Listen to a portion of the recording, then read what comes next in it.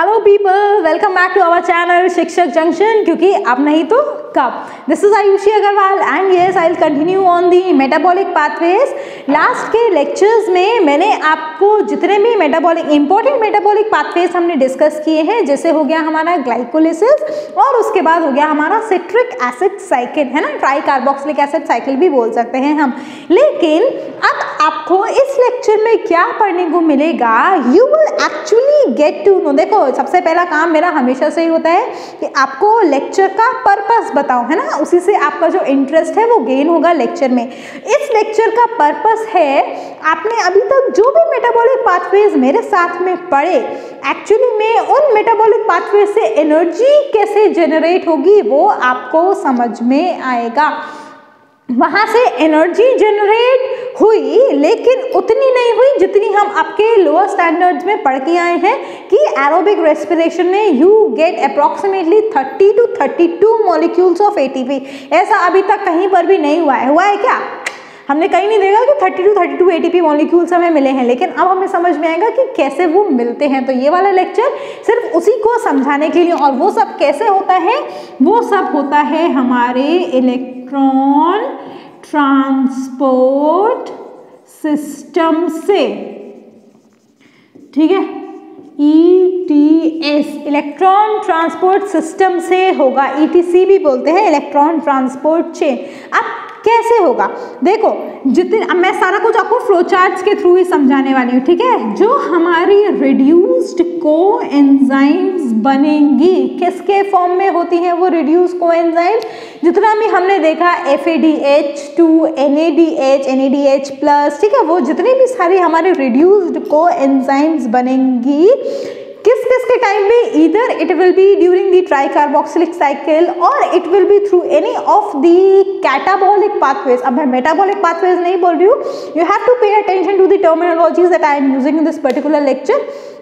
They are produce during the catabolic pathways, क्योंकि वहीं पर हमारा जो मेन मैक्रोमोलिक्यूल होता है वो छोटे सब्सटेंसेस में ब्रेक डाउन होता है in order to release the molecules of ATP और एनर्जी अल्टीमेटली, ठीक। वो सारी की सारी कहाँ पर जाकर ऑक्सीडाइज्ड होंगी? They all are oxidised through this electron transport chain और इलेक्ट्रॉन ट्रांसपोर्ट सिस्टम। रिड्यूस को एंजाइम्स ऑक्सीडाइज हो रही हैं, दैट मीन्स ऑक्सीजन का एडिशन हो रहा है, इसीलिए ये है हमारा एरोबिक रेस्पिरेशन का पार्ट। एनारोबिक रेस्पिरेशन में इसका कोई भी काम नहीं होता। ये बात आपको अभी तक समझ में आ जानी चाहिए। इलेक्ट्रॉन ट्रांसपोर्ट चेन आता ही कहाँ पर है? एरोबिक रेस्पिरेशन में। दूसरा एक और पर्सपेक्टिव आप ले सकते हैं, जब हम बोल रहे हैं कि ये एरोबिक रेस्पिरेशन में आता है, that means it is present with in the inner mitochondrial membrane, ठीक। माइटोकॉन्ड्रिया क्या होता है, उसकी इनर माइटोकॉन्ड्रियल मेम्ब्रेन से मेरा क्या मतलब है, ये सब कुछ मैं आपको कौन से चैप्टर में, जो हम अपना सेल के जो ऑर्गेनेलीज हैं वो पढ़ के आए हैं, वहाँ पर मैं ऑलरेडी आपको बता चुकी हूँ। अगर नहीं देखा है, लेक्चर ऑलरेडी चैनल पर है अपलोडेड, आप वापस से वहाँ पर विजिट कर सकते हैं। क्या मैट्रिक्स होता है, क्या इनर मेम्ब्रेन होती है, इनर मेम्ब्रेन की क्या स्पेशलिटीज होती हैं, वही सब चीज़ें यहाँ पर काम में आएंगी, ठीक। इलेक्ट्रॉन्स कहाँ पर पास होते हैं? ऑक्सीजन पर पास होते हैं, ठीक। और क्या बनाते हैं? अल्टीमेटली हमारा वाटर का जो मॉलिक्यूल है वो रिलीज होता है, इसीलिए हमने बोला ऑक्सीडाइज होते हैं इलेक्ट्रॉन्स, और यही है हमारा इलेक्ट्रॉन ट्रांसपोर्ट चेन, ठीक। जब ये जो इलेक्ट्रॉन्स हैं हमारे, जब ये पास हो रहे होते हैं during the passage of the electrons from the inner mitochondrial membrane to the outer side, what happens is the energy is released in the form of free part, right? ये हम कुछ अपना एनर्जी वाला थर्मोडायनेमिक्स वाले portion में discuss करके आ चुके हैं। तो वहीं से जो कुछ एनर्जी है वो हमारे एटीपी के प्रोडक्शन में चली जाती है और हमारे सेल को मिलेगी ATP, that is the ultimate fuel to carry out all the life processes, right. तो ये तो हो गया कुछ जनरल बातें। अब हमारे ETS इलेक्ट्रॉन ट्रांसपोर्ट चेन के लिए अब ये एक्चुअली में क्या होता है वो देखो, ठीक है। कॉम्प्लेक्स बनाने वाली हूँ मैं, जिससे मिलकर हमारा इलेक्ट्रॉन ट्रांसपोर्ट सिस्टम या फिर इलेक्ट्रॉन ट्रांसपोर्ट चेन बनेगा। तो you have to be very careful while just I am making the part, क्योंकि ये जो सिस्टम है वो बहुत सारे प्रोटीन के कॉम्प्लेक्सेस से मिलकर बना है, and those protein complexes are what? They are the transmembrane proteins. Again an important point to have a note here, हमें पता है ट्रांसमेम्ब्रेन प्रोटीन्स क्या होते हैं, मैंने आपको बहुत अच्छे से अगेन सेल ऑर्गेनेली वाले चैप्टर में प्लाज्मा मेम्ब्रेन में एक्सप्लेन किया है। इनफैक्ट जब मैं प्रोटीन्स के बारे में भी आपको डिस्कस कर रही थी, चैनल के ऊपर ही लेक्चर पड़ा हुआ है उस पर भी, तो हमने डिस्कस किया था ट्रांसमेम्ब्रेन प्रोटीन्स क्या होते हैं। तो ये जो इलेक्ट्रॉन ट्रांसपोर्ट सिस्टम है वो एक्चुअली में हमारे प्रोटीन के मॉलिक्यूल से ही मिलकर बना हुआ होता है। 4 कॉम्प्लेक्सेस होते हैं, देखो जरा कैसे हम बनाएंगे। दिस इज कॉम्प्लेक्स 1, ठीक, इधर आएगा हमारा कॉम्प्लेक्स 2, ठीक, ये बीच में जगह अभी खाली है, इसको मैं भरूंगी, you do not take tension. Complex 3, उसके बाद आएगा हमारा कॉम्प्लेक्स 4, ठीक है, कॉम्प्लेक्स नहीं लिखा मैंने, दैट इज अंडरस्टूड पॉइंट कि वो कॉम्प्लेक्स 4 ही है, ठीक। अब ये जो बीच में है दैट इज द क्यू, ये क्यू थोड़ा इंपॉर्टेंट है, आपको ध्यान में रखना पड़ेगा। और इस कॉम्प्लेक्स 3 और कॉम्प्लेक्स 4 के बीच में you have the cytochrome C through which the electrons are pass, and ultimately ये जो फाइनल है हमारा कॉम्प्लेक्स 4, ये होगा हमारा फाइनल कंपोनेंट इस इलेक्ट्रॉन ट्रांसपोर्ट चेन का। अब जल्दी जल्दी ज़रा इसके नाम भी देख लीजिए। ये जो है यहाँ पर होता है हमारा NADH का मॉलिक्यूल यूटिलाइज, और एक NADH का यूटिलाइजेशन मैं आपको थ्रू आउट बताऊंगी, ठीक। यहाँ पर है हमारा क्या, NADH प्लस H प्लस, और यहाँ पर मिलेगा हमें NAD plus. This is the thing. Complex 1 का जो नाम है दैट इज, देखो नाम अगर आप साथ साथ में जाओगे तो आसानी से याद हो जाएगा। NADH यहाँ पर है, ये है Q, ठीक, तो इसका नाम हो गया NADHQ, और साथ में आएगा हमारा क्या, ऑक्सीडो रिडक्टेज। नाम बिल्कुल इजी है, ज्यादा कॉम्प्लेक्स कहीं पर भी नहीं आएगा। If at all you just remember the sequence, दो आपको नाम याद करने में कोई भी प्रॉब्लम नहीं आएगी, ट्रस्ट मी, ठीक। NADH, NADHQ, ऑक्सीडो रिडक्टेज, ये हो गया। उसके बाद में ये जो Q है दैट इज नथिंग बट अब, चलो पहले कॉम्प्लेक्स 2 के बारे में थोड़ा सा डिस्कशन कर लेते हैं। कॉम्प्लेक्स 2 की एक स्पेशल फीचर है, वो स्पेशल फीचर क्या है, ये जो हमारा कॉम्प्लेक्स 2 है ना वो इलेक्ट्रॉन्स को ट्रांसपोर्ट नहीं कर सकता, इसीलिए ये बीच में प्लास्टोक्यूनोन लगा हुआ है। क्यू का मैंने बता दिया, प्लास्टोक्यूनोन, ठीक। कॉम्प्लेक्स 2 में क्या होता है, कॉम्प्लेक्स 2 में हमारा, अब देखो जरा फिर से रिलेट करने की कोशिश कीजिए जो हमने अपने सिट्रिक एसिड साइकिल में पढ़ा है। Succinate gets converted into what, it gets converted into fumarate, that is through the complex 2, और इसी के बेसिस पर इसका नाम भी है। जैसे यहाँ पर हमने NADHQ ऑक्सीडो रिडक्टेज था, ऐसे ही यहाँ पर क्या है, this is succinate Q reductase. Q क्या है, प्लास्टोक्विनोन है जो इलेक्ट्रॉन्स को एक्सेप्ट करेगा यहाँ से कॉम्प्लेक्स 1 से और कॉम्प्लेक्स 3 तक पास करने की कोशिश करेगा। कॉम्प्लेक्स 3 क्या है, क्यू, साइटोक्रोम C, देखो पहले वाला आखिरी वाला, और साथ में हम ऑक्सीडो रिडक्टेज तो लगा ही रहे हैं, तो that is common. No hurdles in just remembering the names, है ना। फिर जाएगा हमारा इलेक्ट्रॉन कॉम्प्लेक्स 3 से साइटोक्रोम C की तरफ, और ultimately 4th component that is the final component of this ETC, this is cytochrome C oxidase, ठीक। और इस साइटोक्रोम C ऑक्सीडेज में जो हमारा यहाँ से आया हाइड्रोजन या फिर प्रोटॉन या फिर इलेक्ट्रॉन जो ट्रांसफर हुआ, वो अल्टीमेटली ऑक्सीजन के साथ कंबाइन होके 2H plus half of oxygen देके हमारा बनाएगा वाटर का मॉलिक्यूल। इस तरीके से हो गया हमारा इलेक्ट्रॉन का ट्रांसफर या फिर प्रोटॉन्स का transfer from this electron transport system that is located with in the inner mitochondrial membrane, ठीक।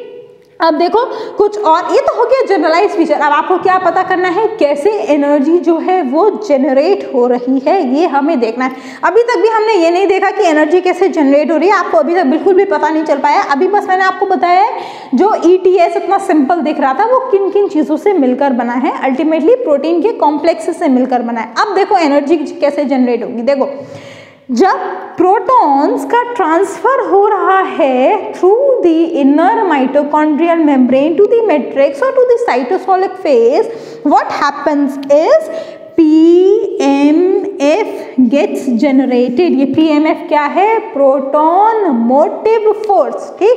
जब इलेक्ट्रॉन्स का डिस्टर्बेंस होगा माइटोकॉन्ड्रियल मेम्ब्रेन के अंदर due to the movement of obviously the electrons और protons, whatever you can say. ठीक, electrons और protons मैं इसलिए कह रही हूँ क्योंकि इलेक्ट्रॉन्स का ट्रांसफर हो रहा है, साथ में प्रोटॉन्स का भी मूवमेंट हो रहा है, जिसकी वजह से एक इम्बैलेंस क्रिएट होगा माइटोकॉन्ड्रिया के अंदर। हमको पता है कि जब भी ऐसे चार्ज पार्टिकल्स का इम्बैलेंस क्रिएट होता है किसी भी पर्टिकुलर ऑर्गेनेली के अंदर, तो it will generate this proton motive force, है ना। ये बात आप आपकी फिजिक्स में बहुत अच्छे से पढ़ेंगे और इनफैक्ट इसके ऊपर पूरा चैप्टर भी है डिनोटेड, जिसमें आप ये अच्छे से पढ़ पाएंगे। ठीक, अब इस फोर्स की वजह से प्रोटॉन्स का मूवमेंट हुआ, जिसकी वजह से जनरेट हो गए हमारे एटीपी के मॉलिक्यूल्स। और प्रोटॉन्स का मूवमेंट किसके थ्रू होता है, फिर से याद करना पड़ेगा आपको, आपका माइटोकॉन्ड्रिया का वो डायग्राम जिसमें मैंने, अब मैं भी मजबूर हूँ डायग्राम बना ही देती हूँ ना चाहते हुए भी, चलो छोटा सा ही बनाती हूँ, अभी अपनी मजबूरी को थोड़ा कम दिखाती हूँ यहाँ पे। ठीक है, ऐसा कुछ डायग्राम मैंने माइटोकॉन्ड्रिया का बनाया था। और अगर आपको याद हो, इनर माइटोकॉन्ड्रियल मेम्ब्रेन के ऊपर मैंने कुछ ऐसे पार्टिकल्स बनाए थे, जिन बच्चों ने लेक्चर्स अच्छे से विजिट किया है ना उनको अच्छे से याद होगा कि हाँ मैंने ऐसे कुछ पार्टिकल्स बनाए थे और इन पार्टिकल्स का नाम दिया था F0 F1 पार्टिकल्स। तो जो प्रोटॉन्स का मूवमेंट होता है वो इन्हीं F0 F1 पार्टिकल्स के साथ होता है, क्योंकि ये ATPase पार्टिकल्स हैं। ये बात आपको यहीं से ध्यान रखनी पड़ेगी। ठीक है, ATPase पार्टिकल्स मतलब ATP की सिंथेसिस को करवाते हैं ये। अब कैसे होगा एटीपी का जनरेशन, इन सारे कॉम्प्लेक्सेस से होगा। देखो शुरू में मैंने आपको क्या बताया, एक NADH का मॉलिक्यूल जो है वो एंटर कर रहा है और हर एक कॉम्प्लेक्स में जैसे जैसे इलेक्ट्रॉन्स का मूवमेंट होगा वैसे वैसे वो एटीपी जनरेट करता जाएगा। अब मैं यहाँ से नाम मिटा रही हूँ इन कॉम्प्लेक्सेस के, जिससे आपको आसानी हो जाए ये बताने में कि कैसे वहाँ पर एटीपी के जो मॉलिक्यूल्स हैं वो बनेंगे। और ये सब एक NADH के मॉलिक्यूल से ही बनने वाले हैं। कॉम्प्लेक्स 1 में एक एटीपी का मॉलिक्यूल जनरेट होता है। ठीक है, एक ही NADH से एक एटीपी का मॉलिक्यूल कॉम्प्लेक्स 1 में, again due to the movement of electrons. Similarly complex 3 में, कॉम्प्लेक्स 2 मैंने आपको बताया इलेक्ट्रॉन्स जनरेट नहीं करता, ये इलेक्ट्रॉन्स पास नहीं करता, तो ऑब्वियसली वहाँ से एटीपी भी जनरेट नहीं होगा। कॉम्प्लेक्स 3 में 0.5 एटीपी का मॉलिक्यूल बनेगा इलेक्ट्रॉन ट्रांसफर के टाइम पे, और यहाँ पर अगेन 1 एटीपी का मॉलिक्यूल। तो इन ऑल अगर आप कैलकुलेट करेंगे from one molecule of NADH, how many ATP molecules we are getting? We are getting 2.5 molecules of ATP। अब आपको बातें क्लियर होने लगेंगी कि क्यों मैंने लेक्चर के स्टार्ट में बोला था aerobic respiration yields 30 to 32 molecules of ATP, क्योंकि सिट्रिक एसिड साइकिल में या फिर ग्लाइकोलिसिस में हम इस NADH और FADH के साथ खेलते हुए आए हैं। ठीक, तो एक NADH से हमें कितना मिला, 2.5 ATP का मॉलिक्यूल। सिमिलरली एक FADH के मॉलिक्यूल से हमें 2.5 नहीं मिलता, थोड़ा कम मिलता है, 1.5 ATP के मॉलिक्यूल्स मिलते हैं। How? Due to the electron transfer through this ETC और इलेक्ट्रॉन ट्रांसपोर्ट सिस्टम। ठीक, अब जरा कैलकुलेट करो, ये है आपका टास्क। अल्टीमेटली जितने भी मेटाबॉलिक पाथवेज में अभी तक आपको डिस्कस करवाती हुई आई हूँ, उसमें फाइनली हमें कैसे मिलेगा, देखो जरा कैलकुलेट करो। वैसे तो ये मेरे को होमवर्क देना चाहिए था, बट चलो मैं बता देती हूँ। इसको रब करने का टाइम वैसे अब आ गया है, कर ही दो, जिससे कि ये जो लास्ट वाला पॉइंट है अल्टीमेट रिजल्ट आपको क्लियर हो जाए। क्योंकि एनालिसिस चाहे कितनी भी अच्छी हम कर लिए, अगर रिजल्ट क्लियर नहीं है तो पूरी एनालिसिस बेकार। ठीक, देखो ग्लाइकोलिसिस में सीधी सीधी कितनी मॉलिक्यूल्स ऑफ एटीपी मिले थे हमें, 2 मॉलिक्यूल। आपको याद होगा अच्छे से, 4 मॉलिक्यूल एक्सचेंज होते हैं, लेकिन नेट गेन हमारा 2 एटीपी के मॉलिक्यूल का होगा। उसके बाद 2 पायरुविक एसिड या 2 पायरुवेट जब एसिटाइल को एंजाइम में कन्वर्ट होते हैं तब भी हमें मिलते हैं हमारे एटीपी के मॉलिक्यूल्स। कैसे हमें मिलेगा, 4 NADH और एक NADH से हमें मिले हैं 2.5 ATP के मॉलिक्यूल्स। तो अल्टीमेटली यहाँ पर मिल गए हमें 10 ATP। ठीक, ये सब एक ही ग्लूकोज के मॉलिक्यूल से मिल रहा है, क्योंकि ग्लाइकोलिसिस में एक ग्लूकोज का मॉलिक्यूल 2 पायरुवेट के मॉलिक्यूल्स बनाता है। ये भी आपको आपके सबकॉन्शियस माइंड में याद रखना पड़ेगा। उसके बाद आएगी हमारी सिट्रिक एसिड साइकिल। इस सिट्रिक एसिड साइकिल में हमें मिलती है अल्टीमेटली 1 GTP ATP। बात एक ही है, सिर्फ एक न्यूक्लियोटाइड बेस का अंतर है। उसके अलावा हमें मिलते हैं 6 NADH, तो अल्टीमेटली हमें मिले यहाँ से 15 ATP। कैलकुलेशन आप खुद करेंगे, इतनी छोटी मैं नहीं बताऊंगी। 2 FAD के मॉलिक्यूल और अगेन हमें मिले यहाँ से 3 ATP। तो अगर आप पूरा टोटल लगाएंगे तो ये आएगा हमारा 30 ATP के molecule.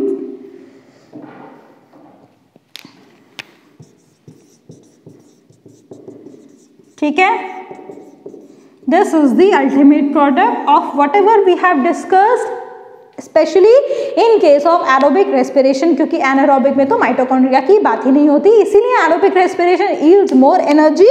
Why? Because we are getting 30 ATP molecules.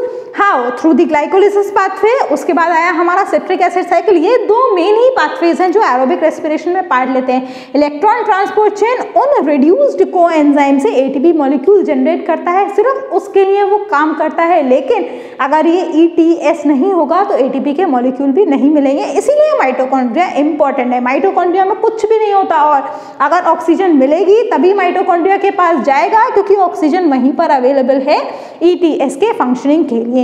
I hope कि लेक्चर पिछले, इनफैक्ट इस लेक्चर का भी नहीं, पिछले 3 लेक्चर्स का पर्पस आपको यहाँ से क्लियर हो गया होगा।